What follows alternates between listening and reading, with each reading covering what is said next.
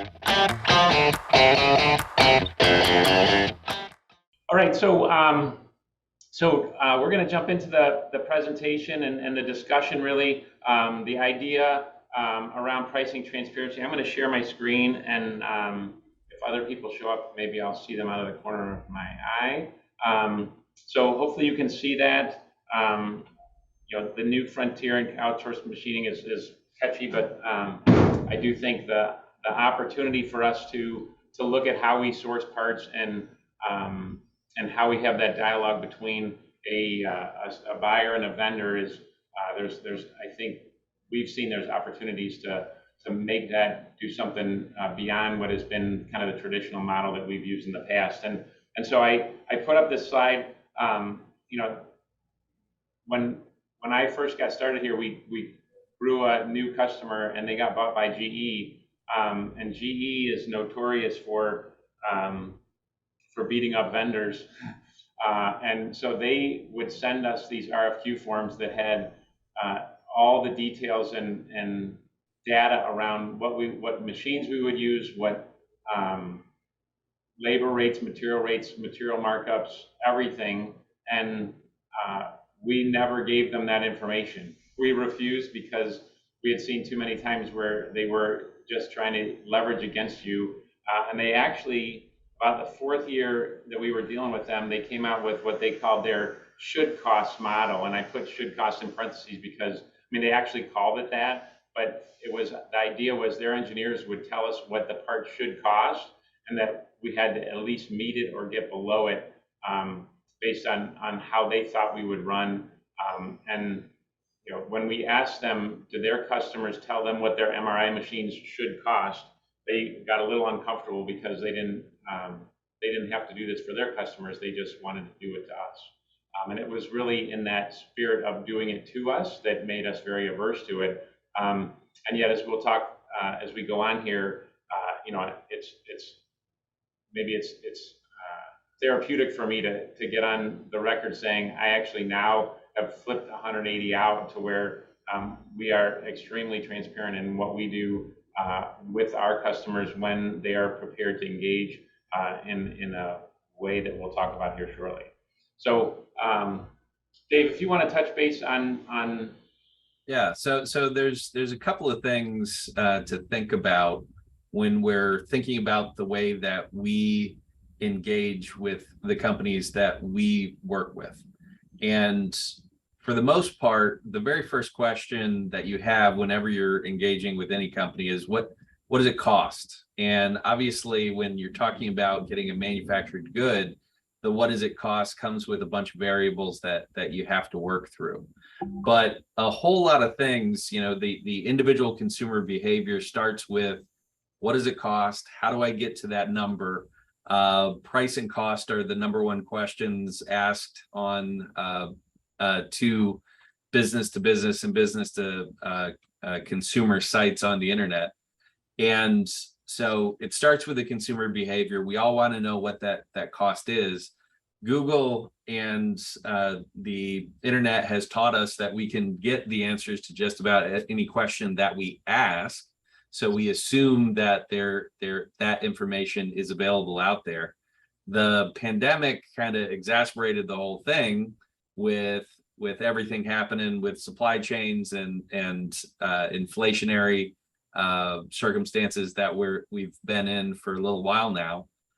So all of those things are leading us to ask more of the questions. Well, what does it cost? And particularly with inflation coming in, is the inflation real? What's involved in that inflation? What is really reflected there? And then the millennials and Gen Z, they don't have any time for the go round and round that some of the more gray bearded among us might have had early in their career. So being able to get very transparent and very clear with how do you structure your pricing based off of that cost, and then getting an understanding that is mutually beneficial is really where it's at. So that's that's how the thought and around clarity around pricing has kind of adjusted over the last 20 years or so.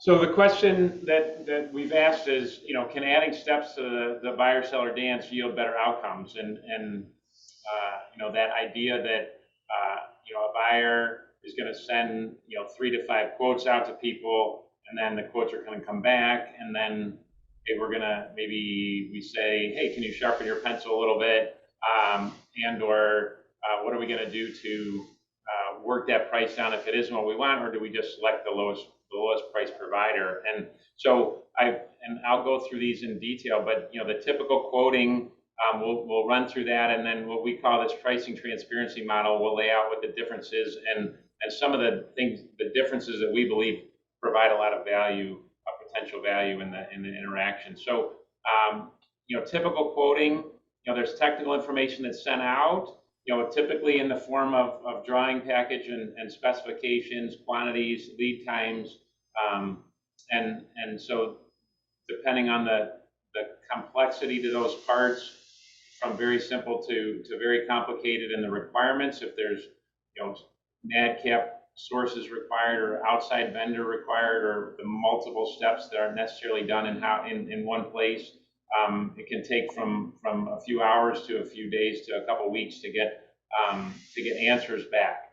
But those quotes get returned to the potentials, by those potential suppliers. They tend to go in some form of a spreadsheet or comparison matrix. The project get awarded often to the lowest cost supplier, and a purchase order gets issued. And once the purchase order is issued, the projects get completed and sent in. And what we'll talk about is, and then the reorder happens, and oftentimes, the system now says, hey, this is something that we buy, this is the vendor of record, and now we just release a purchase order with the same pricing, typically in the same quantity, because that's what the system is set up to do. So I'll stop there for a second. Is there stuff that I'm missing? Kelly and Sherry, is there stuff that you're seeing here that is kind of the typical way that RFQs are done? I mean, it's pretty typical, but I think times are a little different right now. So things have changed. I mean, lead times are extended for everybody. Labor is scarce. So, in our instance, we are not selecting a low cost supplier. I mean, we have a human safety product, so quality and the ability to make the product is first. And then secondary right now is really, we'd like to get a good base of suppliers that we build relationships with. We had that, like we spoke a long time ago, but we want to get more than one supplier that we just send all the stuff to. So I think things have changed. And I think that today's situation kind of lends to that right now we're looking to build relationships, and cost is important, but it's not number one for us right now. Okay, Kelly, any thoughts? I don't think anything additional. We're running into the same issues with material shortages and supply chain disruptions. So I think a lot of it is also transparency, making sure that everyone's on the same page with, what the market is doing right now. So, I think she summed it up pretty well. Good. Yeah, no, and I agree. And I do think, and obviously, Sherry, you've been doing it for a very, long time. And we have seen in our customer base and a number of the folks that have been sending us inquiries where, they've hired new buyers and folks that don't have the experience, and they may have some oversight in a process like this. And I agree. And as Dave kind of outlined kind of how we got to this spot where it isn't enough to just have somebody quote and say they can do it, because now material is very scarce, and certainly, and over the years, I'm sure, Sherry, you've had the experience of, hey, if we can't get it in right, it's not helping us. And so getting a low quote on something doesn't mean that it's going to be well. And I think as we'll talk about some of the benefits and limitations of these two different modes, and when does it make sense to use kind of the traditional thing. And I think you both caveated it pretty well, is, with supply chain interruptions and stuff going on right now, it's not simply, I mean, the biggest question is, hey, when can they get it, and can they actually get it, and can they get it right? But then looking to see, okay, hey, it still becomes a buying function that's pretty much, you send out the technical specifications, the vendor quotes back, hey, here's what we can do, and obviously there's some qualification of, is that a vendor that we expect can do the job before we cut a purchase order. And then they're depending on the nature of the system, and we found in the bigger companies, once you get in, and we're still, I mean, there's some, even GE still continues that every once in a while their computer system will spit out an order to us because we don't make those parts anymore for them, having for almost a decade now, and yet their system will still come up with an old part that finally started generating some demand in the system, typically because somebody entered something wrong, and it'll spit out an order for something that we haven't made in a decade. And because those systems they're just embedded in there. But so the transparency model that we're talking about, and there's two parts to the process that that we believe have made a significant difference. And so getting technical information still, that's where it starts. And the opportunity that we see is the engineering review by the supplier, by the vendor, to provide an initial ballpark estimate of, hey, this is the zone that we think that it can be in, or that makes sense to have a further conversation. And so that's where we talk about this ballpark estimate. Hey, is it a no go to move forward with the conversation? And we'll get into why that matters. But then doing an initial worksheet review, which we'll go through, and Sherry submitted a part to look at, and so we'll talk through this in some detail around what's involved in this. But the idea is that this detailed cost analysis and worksheet review is involving getting the engineering and quality teams, typically from both the vendor and the buyer's companies, together in a room or on a Zoom call, looking at the products and seeing the design. Typically is done with an intent for a certain way to manufacture it, based on the experience of the designer at the buyer's company, and whether that's how a similar engineer at the supplier sees the product and sees how it should be machined or could be machined, is not always the same, right? There's a ton of different ways to make products, and oftentimes, depending on the level of experience of the engineer, the history of the product, and how it interacts with its mating parts in particular, being on the buying, on the vendor side of things, typically the vendor doesn't know what other mating parts are there unless it's parts they're also quoting. And so the opportunity to recognize that most of what's machined as a component in a CNC machine operation is combining with other pieces and parts to form an ultimate function and to be part of a bigger project than that one part. And so the opportunity to be able to review with the manufacturing team and the design and the engineering team on the buyer, and have those people all together on the reviewing the part and understanding what the purpose, what the design intent was. And oftentimes we've seen where the designer is intending to make something easier to manufacture, and that's not how the manufacturer sees it and has a different way to produce it than they thought. And so getting that mind meld, that synergy of those two schools of thought, if you will, is an opportunity that transcends what we normally experience in the, hey, just tell me how much it's going to cost to make that, but actually looking at, okay, what is it doing and why? So the understanding of the person's manufacturing can understand exactly the purpose of that part to be made.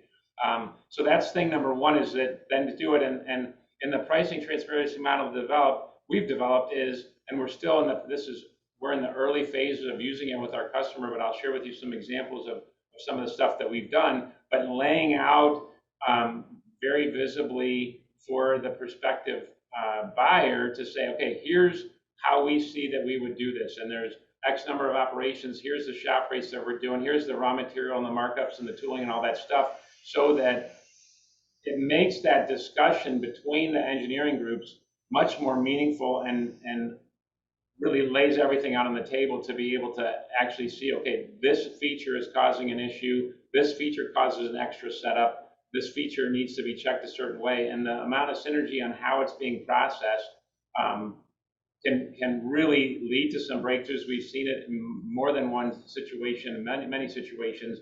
And so that opportunity to transcend what is possible when there is no interaction between those two parties is really a huge part of the opportunity. So that's one phase that can make a significant difference. I think in the past, I think it's very typical that the buyer and the vendor are trying to exchange information, and if there's ideas to pass back and forth. I know, Sherry, we've had times where we've screwed something up, and then we go back and say, hey, is there something we can work through to salvage some parts, and seeing how that is. That's not the fun time to do that. But again, the necessity being the mother of invention, and obviously we don't go into it intending to make mistakes, but the opportunity to work between engineering and quality is something that we do, but it is rare. And I'll be interested to hear from you guys, but it seems, my experience is it's been incredibly rare where somebody actually lay out, hey, here's what the cost of this part would be and why, and then use that as an opportunity to improve the overall design of the mating parts in the project.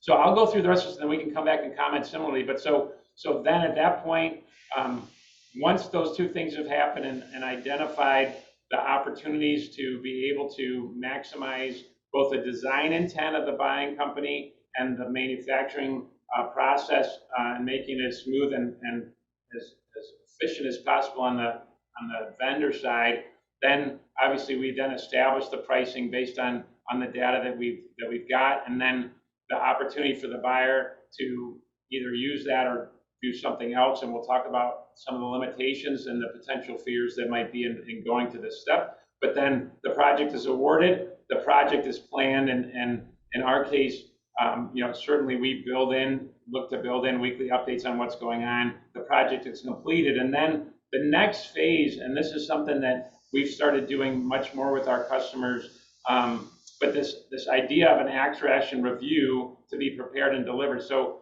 by becoming very transparent on what we're intending to do, and then afterwards recognizing that most of the stuff that we do is not intended to be done just once, but is to review what happened and compare it to what we expected it would happen.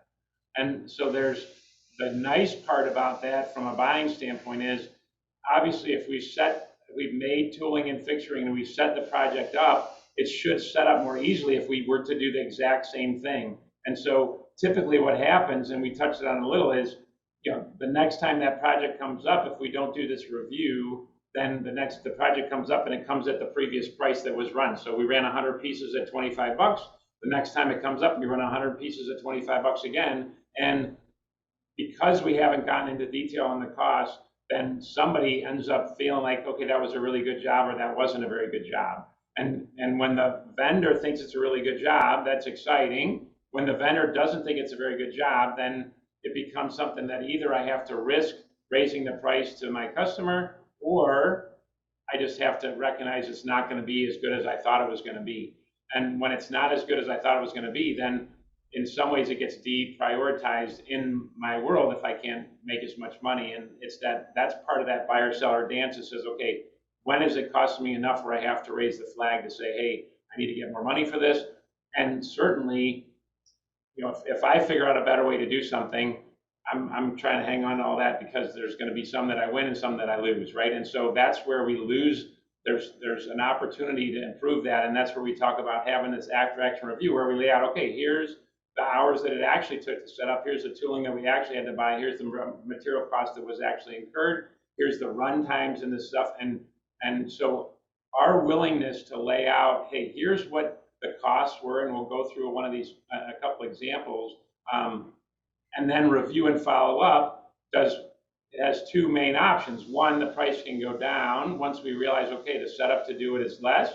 The opportunities for improvement based on our now more complete understanding, now that we've run the part, and the number of times over the years that we've radically changed how we ran a part because we recognized what we thought we could do wasn't going to work out as well. That opportunity to come back and provide feedback, again, with the engineering teams going together to see, okay, here's how it went, here's how it turned out, and the next time, here's the things that we think we can improve, here's the things that we know we can improve based on already having it done at once, and then see if there's other opportunities in the engineering teams coming together again to remove some of the now what we know are the big hurdles of the job. And so being able to reassess after running it once to be able to see, okay, for the next time, here we go. And the opportunity for, in the case we've seen recently, as inflation drives material costs up and down, again, that becomes something that typically we want to issue a purchase order, and whether, like Sherry, you're providing the raw materials to us, or we have to buy those raw materials, as that fluctuates, that becomes something that, you know, is a factor that is not typically accounted for in the pricing shift, because most of our buying system says, hey, here's what the price is. The next time I run it, I don't want it to be any more than that, even if the price of material goes up by a factor of 3, which we've seen recently. And yet when it comes back down, okay, we'd rather take advantage of the fact that the material price is coming down, and yet our systems are designed to establish that price and let it run. So, so then establishing, hey, what is a new pricing go forward? And then the opportunity to reissue a new purchase order the next time to be able to run and do it at whatever the new price is based on the combined, you know, synergy of the engineering teams. So I'm going to stop there. The opportunities to do this again, and we'll talk about what are the, you know, some on a very simple part. Obviously, it doesn't make sense necessarily to go through all this, but on more complicated parts, we've seen where both the opportunity to get the engineering teams together to review the design and have more complete understanding by the buying design engineers on how we would intend, in the case of dealing with us, to machine the product, is an extremely valuable step. And then the follow-up afterwards, where we debrief what is it actually, what are the costs that we've incurred, and then going back and understanding, hey, now that we see where the more challenging parts of it, we can look together to see, hey, how do we make this as efficient as possible? So I'm going to stop there and see what that sparked in either you, Sherry, or Kelly. No, I think it's a good idea. We also do a similar exercise, and we'll do a risk assessment of sorts and a contract review prior to moving forward, making sure that all of the internal teams are comfortable with, you know, what we're able to do are certain things like material, labor, different technologies maybe that we would have to bring in, or something that we can move forward with, document that, review internally, and go back to the customer if we have any concerns, and hopefully maybe you know, talk them out of a few things if it's something we're concerned about. If not, you know, deciding if it's a good fit for our company.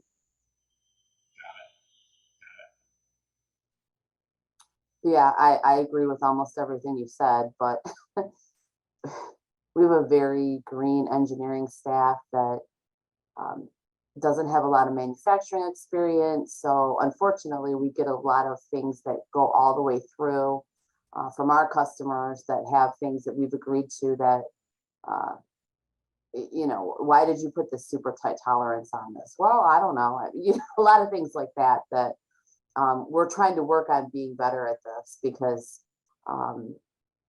we're not that good at this right now based on our staff and the experience that the staff has.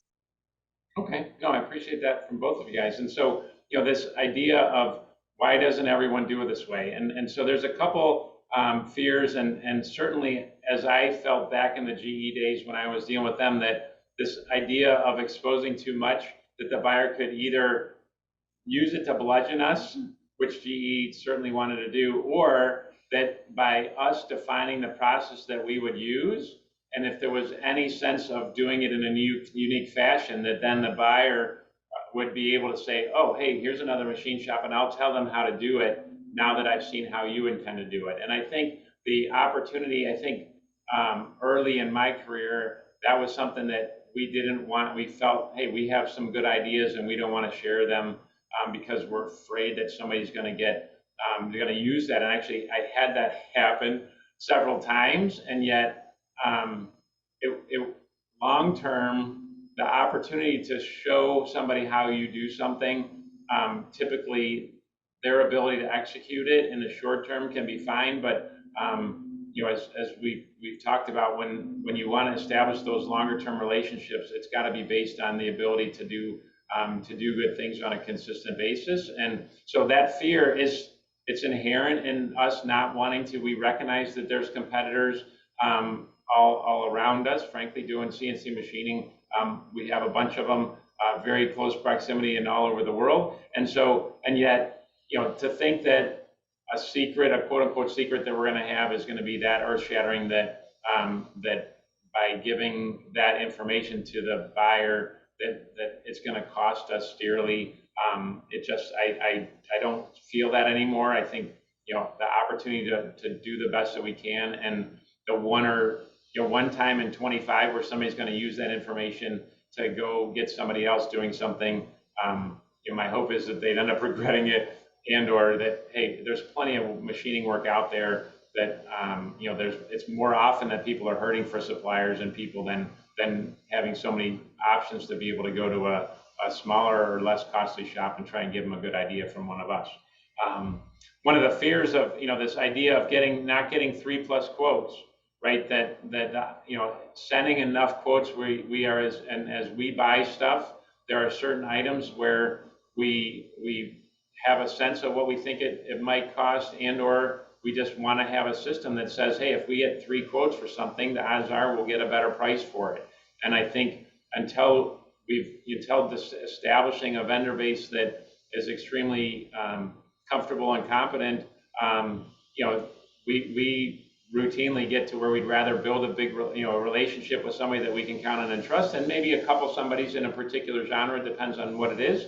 But understandable, that, hey, if I'm only getting one price, can I leave money on the table? And part of that fear, I hope, our feedback has been, as we share more information about what's going on and recognizing we're not the cheapest shop rate in town, and yet by laying out, here's the times and here's what we're doing, and then going through and feeding back to that and recognizing, okay, here's what we said that we were going to do, here's what actually happened, and sharing that data takes some of that fear away that says, okay, and I mean, we've invited customers in to watch stuff run, and they can do the math, they can use their stopwatch or whatever. Most of them just have a sense that, okay, hey, if we're willing to invite them in and show them what's happening, we don't have to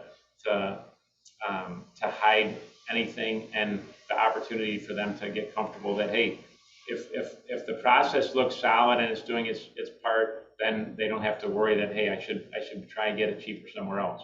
And then the one fear that we have seen, and this is part of the process as we learn to communicate it better, and it's part of the reason for a workshop like this, is, at what point in the process is a commitment being made? And I think this is something on both sides, where the buyer engaging in this manner with engineering and doing the effort necessary to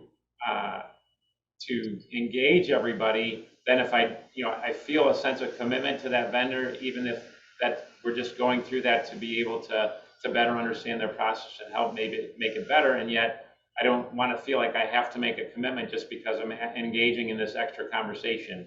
And certainly, it goes back up to that first fear, that when from the vendor standpoint, do we feel like a commitment is being made to us, and the opportunity to just be clear in our communication and recognize, hey, we want to lay it out because we want to ultimately help our customers make good decisions, even if not using us is the best decision. The more good decisions that our customers make, the more their business will grow, and the better it's going to be for everybody involved. And then the last thing, the old way is easier and faster, right? To send out some quotes, wait for the numbers, come back and issue a purchase order, it's an easier and faster than certainly, especially when all of us and our engineering and quality teams are feeling stretched, to try and schedule meetings where we can have people come together and do a deep dive on some of the design issues as we go to manufacture. The old way is easier and faster, and so that is a limiter, right? It's the path of least resistance is to do what we've done before, and this is where I come back to the opportunity to be able to improve the overall product that's being produced, whether it's just that specific part or it's the mating parts and the other stuff that's going in, based on the synergy between the two engineering teams, has tremendous opportunity for value. So Do any of those fears resonate with you guys? I think for me, it's time. Sometimes, trying to make sure that, sometimes with especially CNC machining, that we have enough resources. That it can sometimes be a cumbersome process. So I think there's definitely fear in, making sure we get all the information gathered quickly, and trying not to rush through it.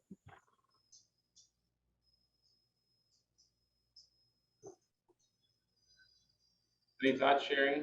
Yeah, I mean, there's a lot of old school people here in this building too, where, you need to get the 3 quotes, you got to keep your vendors honest. And, Right. I'm probably the worst at cost savings. It's a horrible thing to say, but, I've been forced to have cost savings that I've, made myself, quality out on parts that had huge delays and huge extra costs. So, I've been doing this long enough to know that quality and communication and relationships and on time and then costs is kind of how I look at it. I mean, my boss would probably be standing over hitting me something if he heard me say that out loud, but that's the truth. And at the end of the day, I feel like that saves us money. It really does, because we get our shipments out on time, and my vendors have gotten things for me, where the lead times have been better for me than maybe other people, because I've been, had a good relationship with them. So all of those things for sure are still, at least in this building, Part of the equation. a little bit. Yeah, a little bit. All right, so this is a summary, and we did a blog last week, or I did a blog last week with some of this.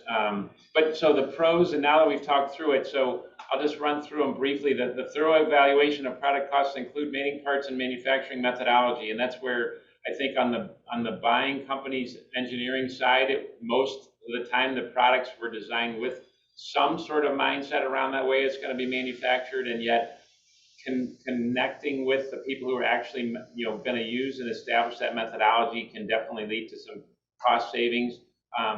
The greater dialogue between buyer and supplier engineering teams prior to the project, and we've seen that even just this week, having a prospective customer that came in on Thursday and laying out everything that we're going to do, the number of details and the number of extra factors coming into play to make what they needed to be done get done most efficiently through our shop, and recognizing that every shop is different, and if we were going to take it through a technology house, maybe it'd be a different process, and so it makes sense to do it slightly differently because of the way your shop is set up. This after action review following the project completion, documenting the lessons learned and the opportunities, and that's that forcing function. We've seen it where we have reviewed with at the end of a run, getting our customer to come back to the table and sitting down and evaluating, hey, this is what happened. This is what we think the opportunities are going forward. Will any of that work? This is the areas that have caused us grief.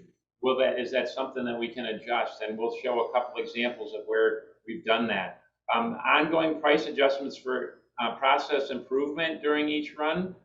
So as we look to both improve if we've run it before, and we've got fixturing completed, we've got programs done, we've got setup, we've got some experience, adjusting the price for that, and then having, hey, what's an improvement opportunity that we could take on, which is something that we're trying to train our young engineers and machinists that they want to do that as they're going through the process of running and removing the stuff that becomes a hurdle for them.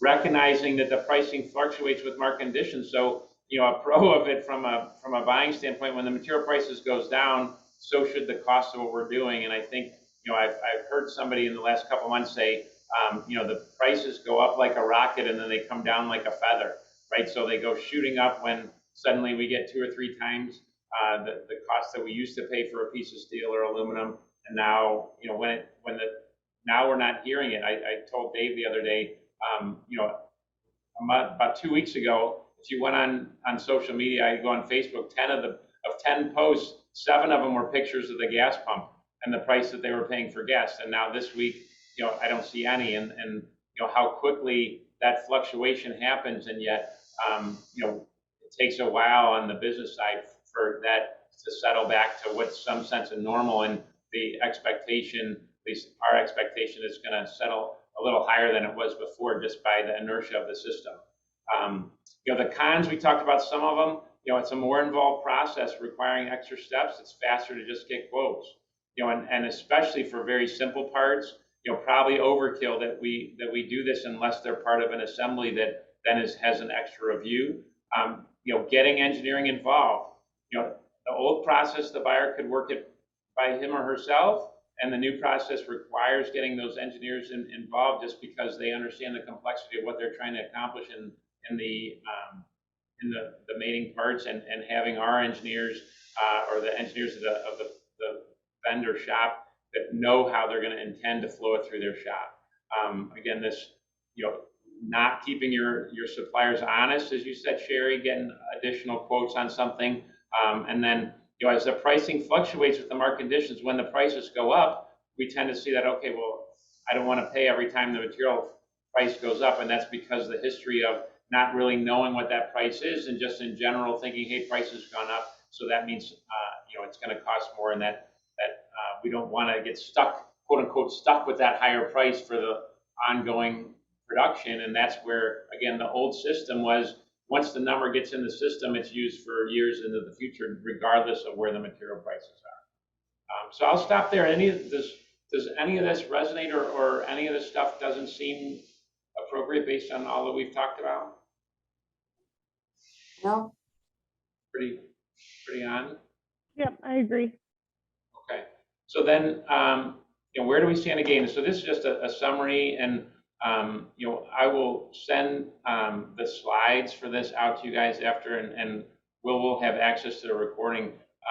But the Synergy engineering team, again, prior to and then after the project with real numbers. So the fact that real numbers are involved tends to be something that we don't typically see. I know as we've shared numbers like this with some of our customers and prospective customers, it's unnerving to them because they're not used to getting to be able to see that information, because most people don't provide it.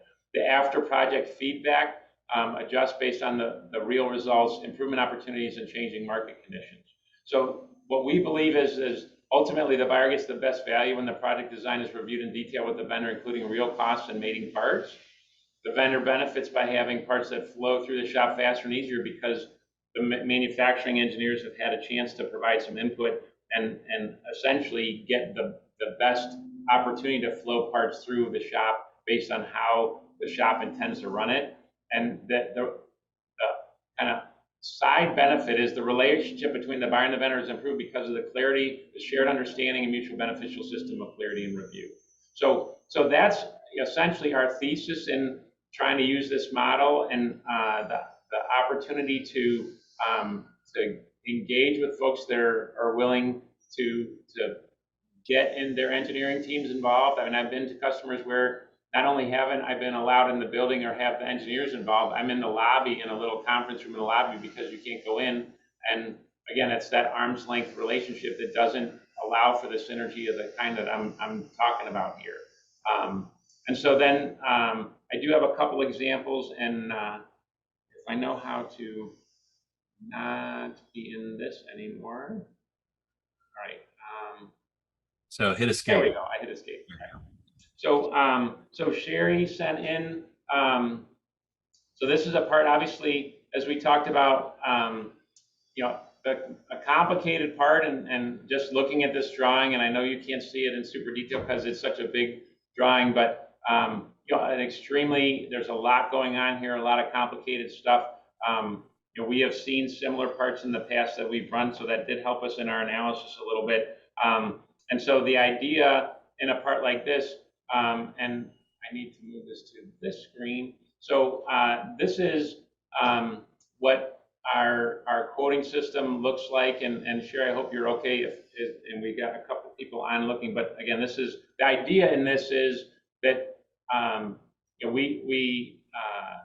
I didn't give our team, and I don't know how to zoom this in because I can't, maybe if I, no, it's not allowing me to zoom. But so I will share that, so this is our quoting system, and we have quantities here, and my guy, when he set this up yesterday, Sherry had said 40 and 100 pieces, and he had put some other quantities in just as an example. And then there's an opportunity for material costs. Our markup that we use is 38% when it's tooling or materials. And again, this is sharing, here's what we do, and there's a lot of calculations to get to where we're going. But so the main factors that we have, and I wish I could make this bigger. There's got to be a way to make this.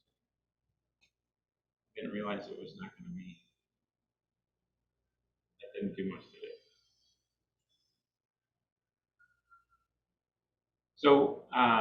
So we have two factors, and this is where, so there's a machine, and we have a bunch of different types of machines.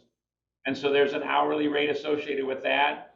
And then there is a setup, and we have what we use is 3 levels of operator, from essentially a machine operator at $15 an hour, a a regular machinist at $25 an hour, and an experienced machinist at $35 an hour.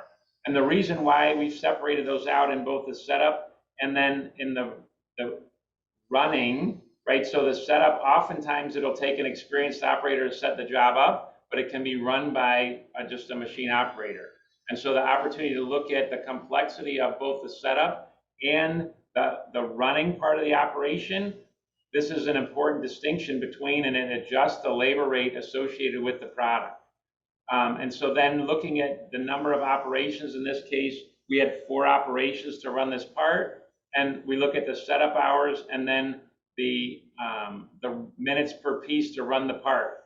In this case, this is a ballpark that we did, and essentially at 100 pieces, around $200 a piece, and at 40 pieces, around $336 a piece. And so doing some initial, there's also some tooling that we put in to be able to do that. And again, and Sherry, you'll appreciate that Wes took a ballpark stab, because in 24 hours, it was not enough time to really get into as much as going on in this drawing, right? There's a tremendous amount of features and stuff to be done there. But so the opportunity to be able to take this data and this worksheet and sit down between our engineering team and Sherry's engineering team to see, okay, why is this extra operation here? Why is it required a more skilled operator than less skilled? What type of machine does it go on? If it's going on a horizontal, that's more expensive than a standard mill. Or is it going on a live axis lathe? Or is it going on a large lathe? Or is it going on a small lathe? Okay, so does that in concept make sense? And obviously, Sherry, we will, after this, going through all this explanation, I will certainly get back with you, and we can talk about this project and see what steps forward we take as far as getting folks talking together, and give Wes a little more time to be able to dig in, if those ballpark prices are in the realm of where we should be. Well, this one, you guys have quoted another one that's the follow-up Okay. to this, which we used your costs to go back to the customer. This one, unfortunately, is a currently running nightmare for us. And I sent it because Right. quotes for this were so all over the board. I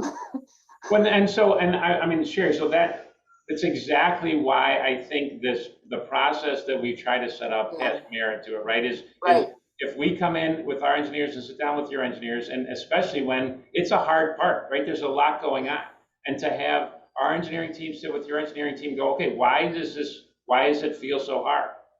And what is it about that? And lay out, I'm more than happy to lay out our shop rates and stuff that we're doing, so that there's understanding. And then what it allows is allows your engineers to sit with us and push the numbers around and say, okay, hey, if we did this, then this setup could be shortened, this mince part could be removed, et cetera, so that we can work to optimize the output, and then have your team have confidence that we understand together the part. Then we run the part, and you guys can come see. I mean, you do a lot of internal machining also. So this is not stuff that, I mean, you are more familiar with this type of machining, frankly, than most of our customers, in which case the opportunity, and this is, it all falls under the theme of us wanting to feel like an in-house extension of your in-house shop, right? And so to be able to run this stuff and see how it's running, have your team come and see, hey, these are the cycle times we're getting, this is what we're dealing with, to be able to ultimately optimize it in our shop, so that if we are able to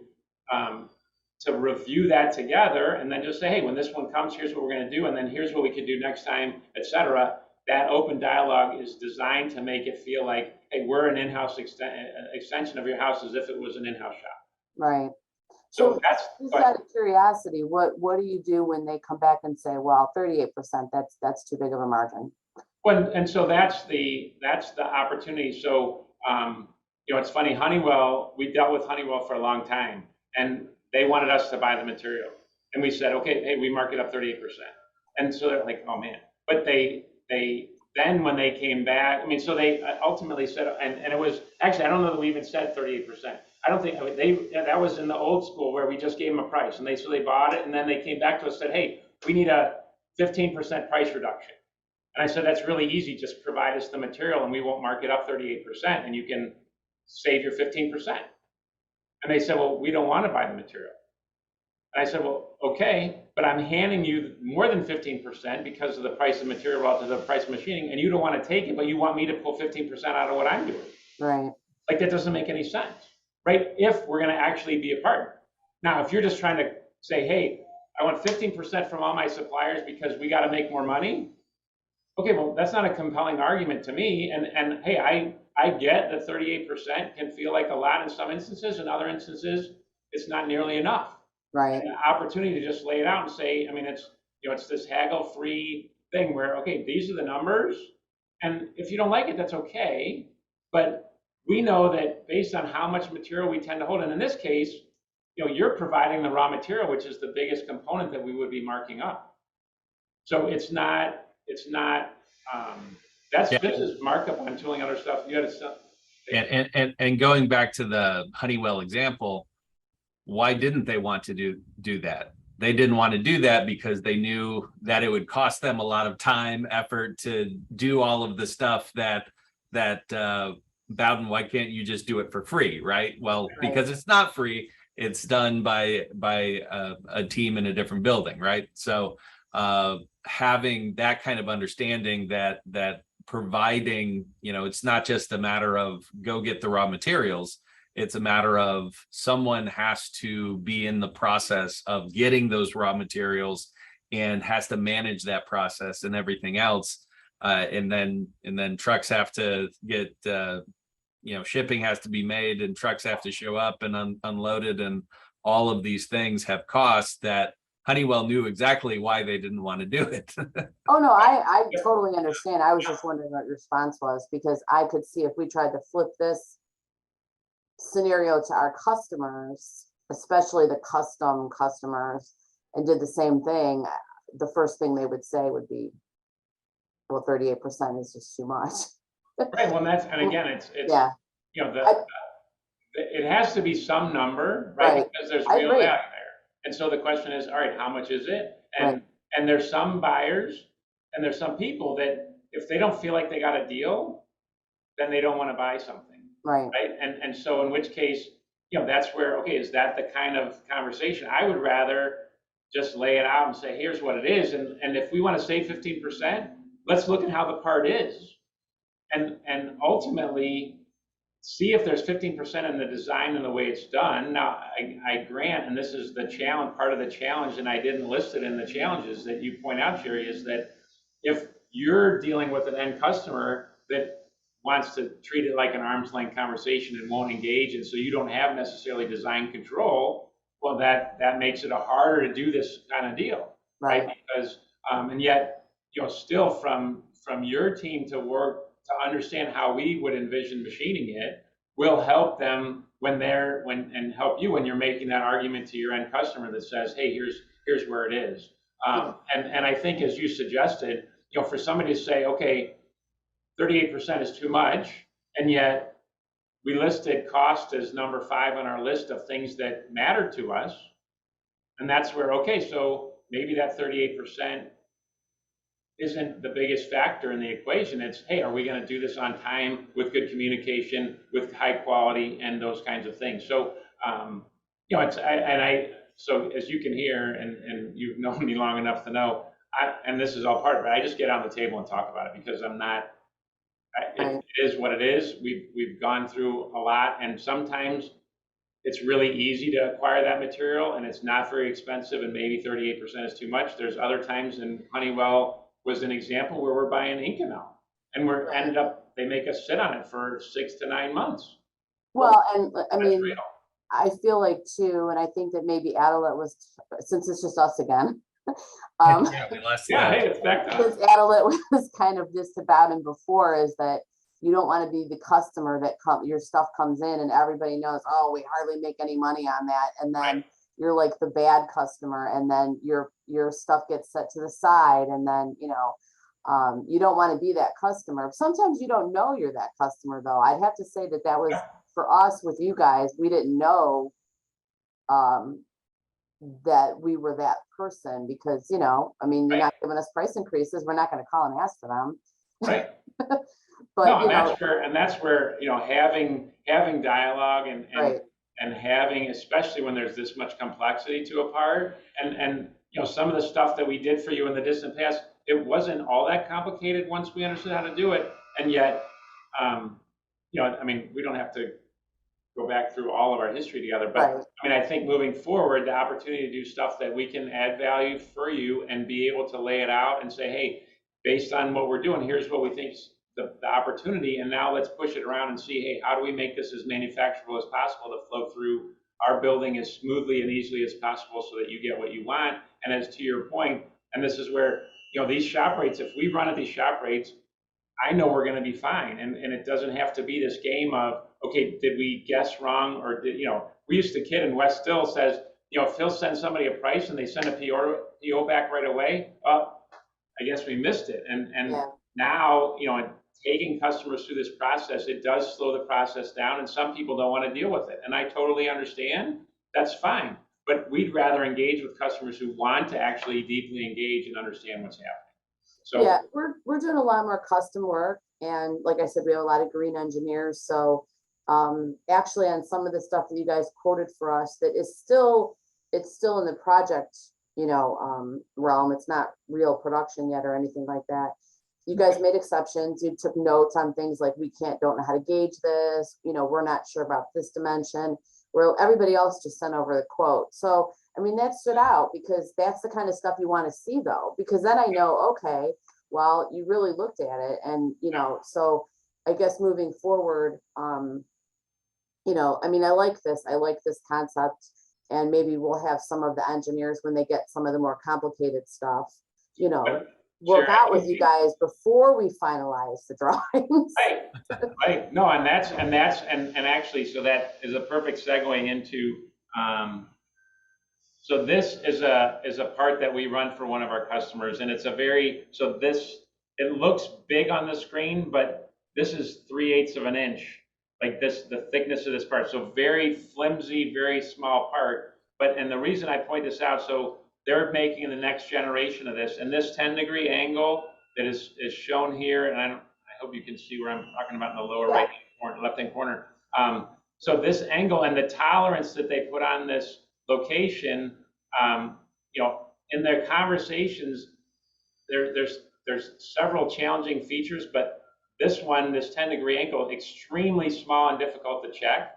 And the engineer realized it doesn't mean anything to them. Somebody had drawn it on a number of years ago. And so we had some parts that was out, a degree and a half or something. And so we had them sitting on the shelf, and then they were designing the next generation of this part. And that's where, as you get into, before the design gets finalized, because we dealt with this is we've made 2 different styles of this product for them, and now they're doing the next generation. And so they ultimately removed this tolerance for the next generation design. And as they did that, well, then we said, hey, we have 438 pieces that we were off by this much, and that was the only feature that was off on the part. And so he obviously immediately went down and signed off on the variance for that, because he knew that it wasn't going to impact the dimension of the part. But the critical part of the critical aspect is, now they're coming to us before they finalize that design to be able to look at the opportunity. The one other, and this is a very simple part, so this is just a machined ring that comes out of a rough ring, and they need it to be You know, they have reference, it's not super tight, ±5, and this is a one of the small, the width is just under an inch. I think that, yeah, so it's about a 2 7/8 to 3 3/8. The material on this is tubing, and it depends actually on two major factors. One is they order these in both steel and in stainless, and the way, so the vendor who purchases the tubing and us and our customer all know who's in play, and we have a fixed markup on the material so that when we place the order for the material, so our customer sends us an order of, let's say, 6 different rings of varying sizes. We get a quote from the material supplier, and then we plug that in, and it changes the price that we end up charging them based on the material, because the material is such a significant part of it, and the variability. If they order 20 part numbers and it's, let's say, 2,000 pounds of steel versus they order 2 part numbers and it's 100 pounds of steel, Right. that the price is so radically varying that now we've just built this process by which they send us an order that has the last prices on it. We go out and get the quotes, we plug in the new prices and send it back, but we enter the order in the system, we get the quote, and then we get it into our production system, knowing that the price will be dependent on exactly what the material cost is. Right. Again, this is an example of, once we get to the point where, okay, we all recognize that the material is going to go up and down, and rather than somebody trying to guess and then leave it there for a long time, it fluctuates on each part.